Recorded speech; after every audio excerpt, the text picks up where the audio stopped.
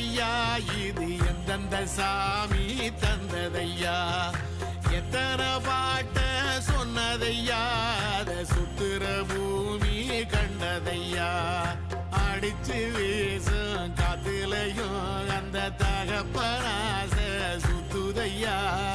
பிடிச்சு பூக்கும் விதையிலும் ஒரு வம்சத்து கதையே உள்ளதையா 100 தலைமுறை சேர்ந்து சதுக்குன ஈர நலம் இது